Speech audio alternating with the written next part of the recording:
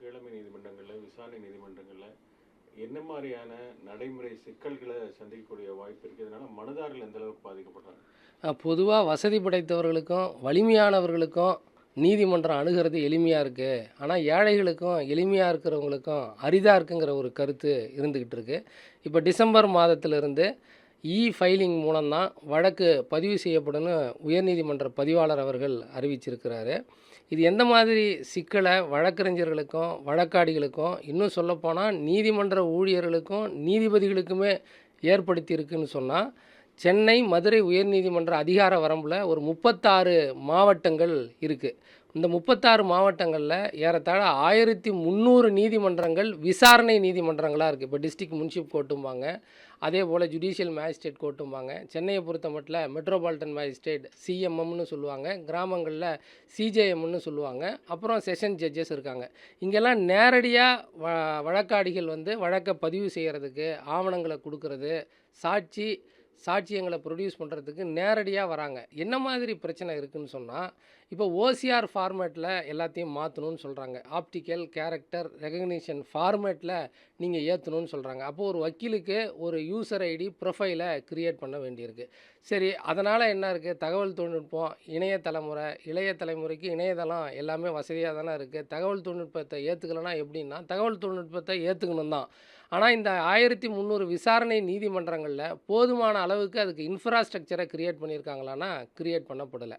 எல்லா கீழமை நீதிமன்றங்கள் என்று சொல்லப்படுகிற விசாரணை நீதிமன்றங்களில் இணையதள வசதி ஏற்படுத்தப்பட்டிருக்கான்னா ஏற்படுத்தப்படலை. அதே போல் மின்சாரம் 24x7 இல்லை. நீதிமன்ற பணி நேரங்களில் இருக்கா அப்படின்னா இல்லை. இப்போ ஒரு நாளைக்கு ஒரு 100 வழக்கு பதிவு செய்யப்படுதுன்னா அதை யார் பார்க்கணும், சரி பார்க்கணும் அப்படின்னு சொன்னால், அங்கே ஏற்கனவே பணியில் இருக்கிற டைப்பிஸ்ட்டை பார்க்க சொல்கிறாங்க, ஏற்கனவே பணியில் இருக்கிற பெஞ்ச் கிளர்க்கை பார்க்க சொல்லியிருக்காங்க. அதற்கென்று தனியாக ஒரு ஃபைலிங் சிஸ்டம் முறைக்கென்று பணியாளர்கள் பணி அமர்த்தப்படலை. இப்போ ஒரு நாளைக்கு 100 வழக்கு வருதுன்னா அன்றாடம் செய்கிற பணியை அவர்கள் செய்வதற்கு தான் போதுமான நேரம் இருக்குது. இப்போ காலிங் தினமும் கூப்பிட்றாங்கன்னா பிசி அந்த வழக்குகளை கால் பண்ணுவார். அதே போல் டைப்பிஸ்ட் இருக்கிறாங்கன்னா அன்னைக்கு இருக்கிற வழக்குகளில் என்ன உத்தரவு பிறப்பிக்கிறாங்களோ அதை தான் டைப் பண்ணி உத்தரவாக கொடுக்கறதுக்கு தயாராக இருக்க முடியும். ஆனால் இந்த பணிகளையும் சேர்ந்து அவர்கள் செய்வதால் வழக்கு பதிவு செய்கிறதுலேயே நீதியில் ஏற்படுகிற பரிபாலன தாமதமாக இது பார்க்கப்படுகிறது. என்னென்ன பிரச்சனை இருக்குது அப்படின்னு சொன்னால், இப்போ ஒரு நாளைக்கு 100 வழக்கறிஞர்கள் பதிவு செய்கிறாங்கன்னு சொன்னால், அது சர்வர் டவுனாக இருக்குது, எங்களால் பார்க்க முடியலன்றாங்க. சரி, இந்த ஓசிஆர் ஃபார்மேட்டில் மாற்றி பிடிஎஃபாக கன்வெர்ட் பண்ணி அப்லோடு பண்ணால் கூட ஏதேனும் சின்ன தப்பு ஏற்பட்டால் கூட மொத்த வழக்கையும் கோப்பையும் திருப்பிடுறாங்க. மீண்டும் நீங்கள் அதை சரி பார்க்கணும். இப்போ நீங்கள் ஃபைல் அப்லோட் பண்ணிவிட்டு கோர்ட்டில் இருக்கிற ஆஃபீஸரை போய் பார்த்து நாங்கள் அப்லோட் பண்ணிட்டோம், என்ன இருக்குதுன்னு பாருங்கன்னு சொன்னால் இன்னும் எங்களுக்கு வரலன்றாங்க. இதோ ஒரு நம்பர் இருக்கே வந்திருக்கே நீங்கள் பாருங்கன்னு சொன்னால் அது வேறு எதுலேயோ போய் சேவ் ஆகியிருக்கு. அதே போல் அன்றாடம் சந்திக்கிற பிரச்சனை என்னென்னா, இங்கே ஒரு கீழமை நீதிமன்றம்னா குற்றவாளிகள் வருவாங்க. திடீர்னு 10:30 மணிக்கு ஒரு 2 குற்றவாளிகள் வரல அப்படின்னு சொன்னால் அதற்கான முன் அனுமதியை நீதிமன்றத்துக்கிட்ட வாங்கி வாரண்ட் போடாமல் இருக்கிறதுக்காக ஒரு பெட்டிஷனை தாக்கல் பண்ணுவாங்க. அப்படி தாக்கல் பண்ணுற முறையில் நீங்கள் ஆன்லைன்லேயும் போடணும், அதை பிரிண்ட் அவுட்டாக எடுத்து கோர்ட்லேயும் கொடுக்கணும்னு சொல்கிறாங்க. அப்போ 10:30 மணிக்கு ஒரு வழக்கறிஞர் வழக்கை நடத்துறதுல ஆர்வம் கொண்டு வழக்கை நடத்துறதுல கவனம் செலுத்துவாரா, அல்லது இது போன்ற டெக்னிக்கல் இஷ்யூவில் கவனம் செலுத்துவாரா? அதே போல் வழக்கை விசாரிக்கிற நீதிபதிகள் ஒரு வழக்கை எடுத்து விசாரித்து அதில் தீர்ப்பு கொடுக்கறதுக்கோ இல்லை அந்த வழக்கு விசாரணையில் முன்னேற்றமாக ஏற்படுவதற்கு ஏற்பாடு செய்வாரா, இல்லை இதெல்லாம் நீங்கள் கொடுத்தீங்களா, அப்லோட் பண்ணிங்களா, பிரிண்ட் அவுட்டை கொடுத்துருக்குறீங்களா, இதெல்லாம் நான் சரி பார்க்கணும், ஸ்டாம்ப் ஒட்டப்பட்டிருக்கா அப்படிங்கிற டெக்னிக்கல் இஷ்யூவில் போவாங்களா? ஏற்கனவே நிலுவையில் இருக்கிற வழக்குகள் ஏராளமாக இருக்குது, நீதிமன்றத்தில் வழக்குகள் தேக்கமாக இருக்குன்ற ஒரு குற்றச்சாட்டு இருக்குது. இப்போ வழக்கை பதிவு பண்ணுறதுலேயே பல்வேறு சிக்கலை உருவாக்கி இருக்கிறது இந்த ஃபைலிங் முறை.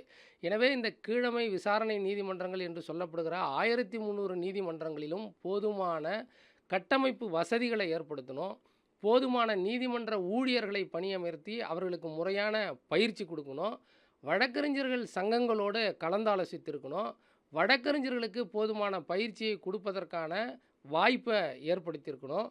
இதுவெல்லாம் செய்யாமல் எல்லா தமிழ்நாட்டில் இருக்கிற நீதிமன்றங்கள்லையும் 24x7 பவர் இருக்கிறதில்ல, மின்சாரம் கிடையாது, நீதிமன்றங்கள் பணியாற்றுகிற நேரமாக இருக்கிற காலையில் 10 மணியிலிருந்து 10:30 மணியிலிருந்து மாலை 4:30 மணி வரை அல்லது 5 மணி வரையில் சில நீதிமன்றங்கள் 6 மணி வரை கூட விசாரணை நீதிமன்றங்கள் நடக்குது. இங்கே கரண்ட் இருக்கானா இல்லை.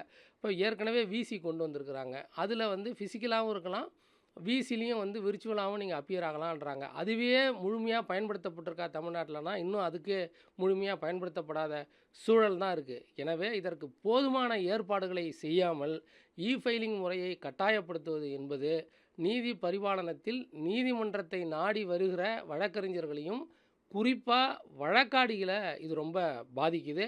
காசோலை மோசடி வழக்கு இருக்குது, பெயில் பெட்டிஷன் இருக்குது.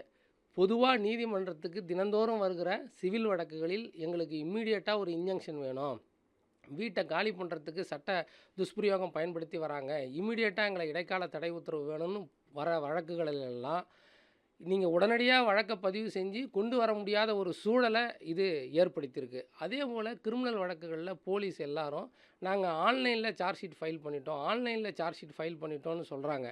ஆனால் உண்மையிலேயே சார்ஜ் ஷீட் ஃபைல் பண்ணப்பட்டிருக்கான்னா பல வழக்குகளில் வெறும் நம்பரை தான் கொடுத்துருக்குறாங்களே ஒழிய அதில் சார்ஜ் ஷீட்டு முழுமையாக ஃபைல் பண்ணி அந்த நீதிமன்றத்தில் கோப்புக்கு எடுத்துக்கிற அளவிற்கு தயார் நிலையில் கிடையாது. எனவே இதை வந்து அரசு காவல்துறை இதை ஒரு போக்காக பயன்படுத்தி கொண்டு நாங்கள் வந்து குற்றப்பத்திரிக்கையை தாக்கல் பண்ணிட்டோம் அப்படின்னு சொல்கிறதால வழக்காடிகள் உரிய நீதிமன்றத்திற்கு அணுகி பொய்யான வழக்குகளை உயர்நீதிமன்றத்திற்கு நேரடியாக வந்து குவாஷ் பெட்டிஷன் தாக்கல் செய்வதையே இது வந்து தடுக்கிற மாதிரியான ஒரு ஏற்பாடுக்குள்ளே இருக்குது.